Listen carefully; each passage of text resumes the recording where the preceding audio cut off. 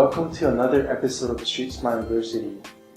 Remember, we are your number one resource for personal development, content, articles, and videos.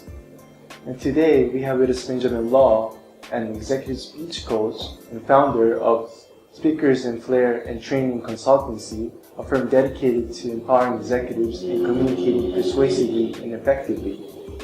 And Ben has coached over 1,000 clients over the past 5 years, and he also writes a blog at www.benjaminlaw.sg where he shares his content and experiences related to public speaking, professional development, networking, and entrepreneurship. So thank you very much for coming, Ben. Thank you, Yuta. And to the viewers of Street Smart University, I think it's a pleasure and honor for me to be on the set. So I would like to get into the questions, and I understand that you were trained professionally as an accountant. So how did you transit yourself into becoming a professional public speaking coach? Okay.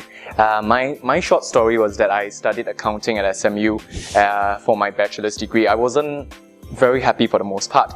I was churning through numbers, making sense of financial statements, and I asked myself, 5 to 10 to 15 years down the road, would that be something that I'll be happy doing?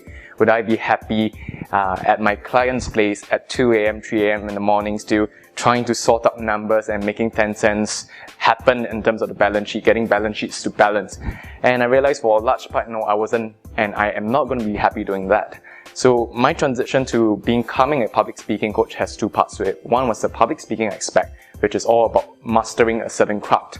And then the coaching aspect is all about performance, which is, in the coaching terms, helping my clients to perform in whatever the craft is.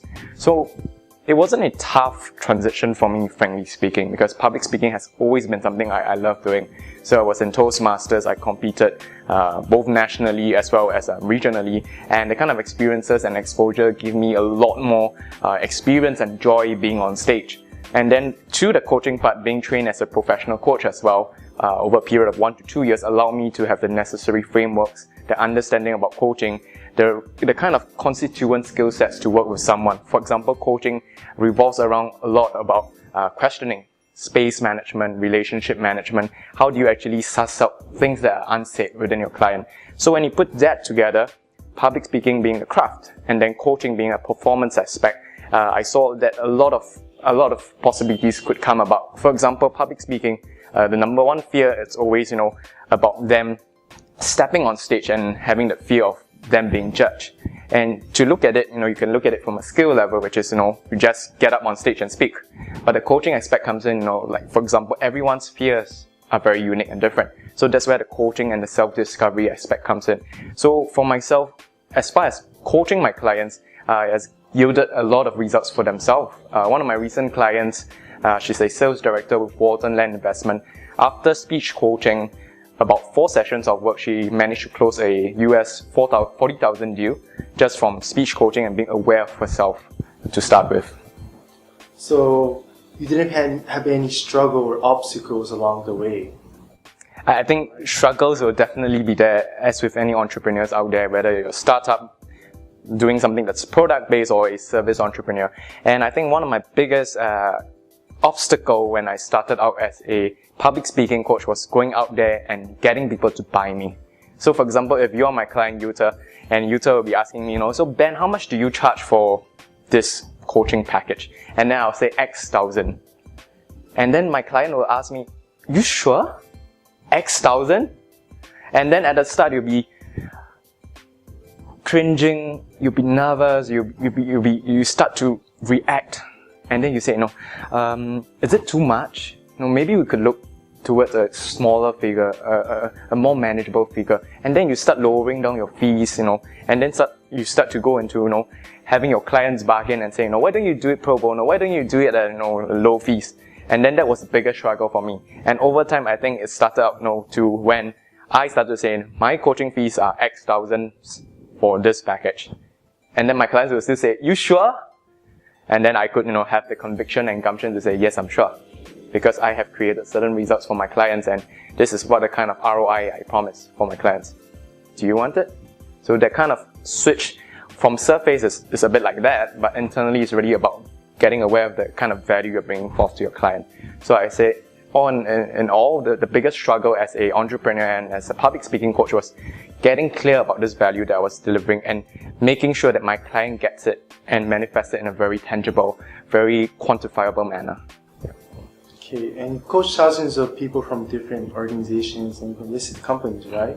And what are the three common mistakes that people make while they give a presentation? Yeah.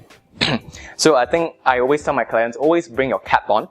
CAP stands for C, A, and P. The first C stands for contextualization. So when you deliver a speech, say, Yuta, you're from Japan, you may start off with saying, I'm from Japan, Japan's a lovely place, it becomes very eye-centric. But contextualization is about making that message meaningful and relatable to everyone whom you're addressing. So if, for example, you're addressing to a crowd who would want to visit Japan, your message has to be contextualized for them. So you could start to ask questions, how many of you would love to visit Japan? And, are you all some kind of people who love to, do skiing, you all love to do trekking? You start to, create a picture, a whole story about and for them. So that's about contextualization. The second biggest mistake I have seen as far as my clients are concerned is A, which stands for action. So it's good, to deliver a very informative, very entertaining speech, but all great speeches should and need to end with a sort of call for action. So for example, to take on the same story could be, if you have any questions about Japan, come look for me, or, go and buy your ticket and fly to Japan right now, for example. Getting people to do something, to act on it. And I think that's the biggest thing that's missing for most speakers out there, whether you're in a sales role, marketing role, or HR role. When you do speeches, you want your audience to do something with the message, with the knowing that they've gotten from the speech. And then the last P, it stands for practice. A lot of people love to wing speeches, They say, I've been delivering this speech for 3, 5, 7, 10 times, and then, I can do it. But they don't realize that, although the speech is the same, sometimes the context changes, which is the audience changes. There are new stories to be told, there are new angles to come from, there are new paradigms to look at. So without practice, your speech falls flat and doesn't get the kind of impact you want. So context, action, and practice.